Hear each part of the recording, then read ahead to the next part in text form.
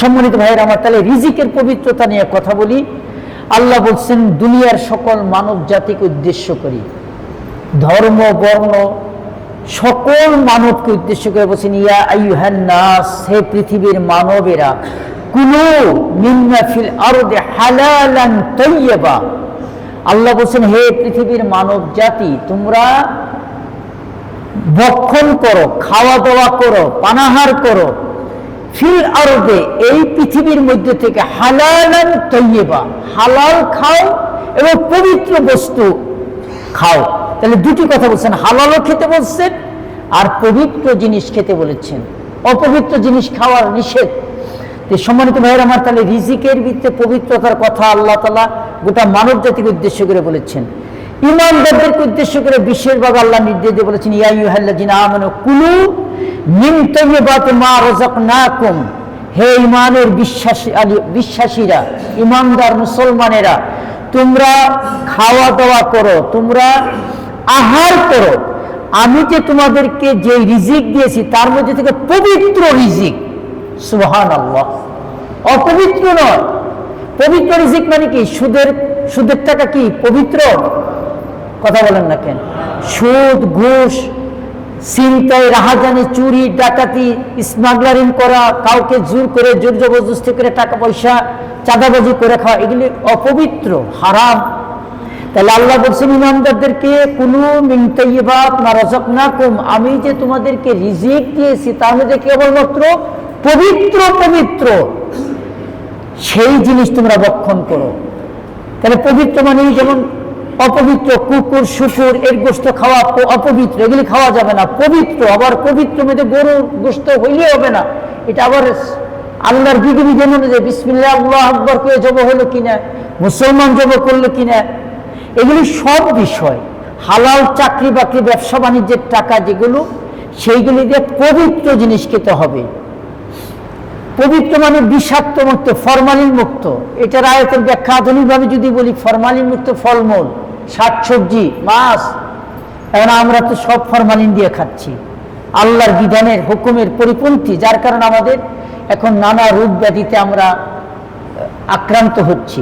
আল্লাহ নবী রাসূলদেরকে উদ্দেশ্য করে বলেছেন ইয়া আইয়ুহার রাসূল কুলু মিনাত তাইয়্যিবাতি ওয়া আমালু সালিহান ইন্নী বিমা তা'মালুনা আলীম।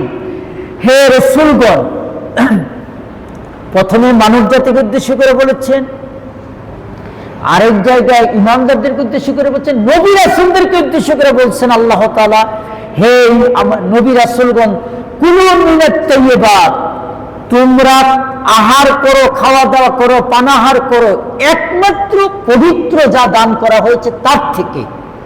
তাহলে বোঝা গেল পবিত্র খাবার দাবার ছাড়া অপবিত্র জিনিস খাওয়া যাবে না। অপবিত্র খাইলে কি মানে অপবিত্র জিনিস খেলে কি অবস্থা হবে, এর ভয়ানক পরিণাম, এটা রেজাল্ট কি হবে? মুসলিম শরীফের হাদিসে আল্লাহ রাসূল সাল্লাল্লাহু আলাইহি ওয়াসাল্লাম বলেছেন, এক ব্যক্তি আরাফার ময়দানে গেলেন হজ করতে। ভালো করে বোঝেন, হজের মতো পবিত্র জিনিস আরাফার ময়দানে, মানে 9 জিলহজে যেখানে দোয়া কবুল হবে, আল্লাহ প্রথম আসমানে নাজিল হয়ে সকলের গুনাহ মাফ করেন। ওই সময়ে যদি কেউ দীর্ঘ সফরে এলোমেলো চুল নিয়ে 2 হাত উঁচু করে বলে ইয়া রব, ইয়া রব, হে আমার প্রভু, হে আমার প্রভু, 2 হাত উঁচু করে বলছেন আল্লাহ আমার গুনাহ মাফ করে দেন, ছেলে পেলের গুনাহ মাফ করে দেন। আল্লাহ রাসূল সাল্লাল্লাহু আলাইহি ওয়াসাল্লাম বলতেছেন, আল্লাহ বলেন মাতআমুহু হারামুন, তার খাবার দাবার হারাম, ওয়া মাশরাবুহু হারামুন, তার পানীয় জাতীয় জিনিস হারাম, ওয়া মালবাসুহু হারামুন, তার পোশাক পরিচ্ছদ হারাম, ওয়া গুযিয়া বিল হারাম, তার উপার্জন হারাম। ফাআন্না ইস্তাজাবু লিযালিকা, তাহলে আমি কিভাবে তার হজ, তার দোয়া, তার মোনাজাত, তার হাজারি, তার আহ্বান কিভাবে কবুল করি? অসম্ভব। যেমন ওযু ছাড়া নামাজ হয় না। কি ওযু ছাড়া নামাজ হয়? কথা কন না কেন? কেউ যদি ওযু ছাড়া কার নামাজ পড়বে, আল্লাহ আকবার, নামাজ হবে? আরো ঈমান খারাপ হয়ে যাবে। কেউ কাপড় চোপড় অপবিত্র, একদম নর্দমা বা অপবিত্র পেশাব বা টয়লেটে জিনিস লেগে আছে, এই অবস্থায় নামাজ পড়লে নামাজ হবে? নামাজ হবে।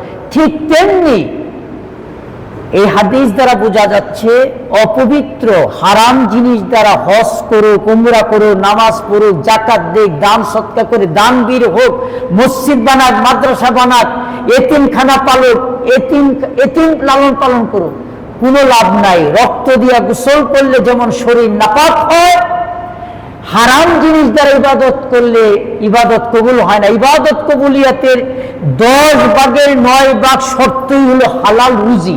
সুবহানাল্লাহ। কথা কি বুঝে আসছে?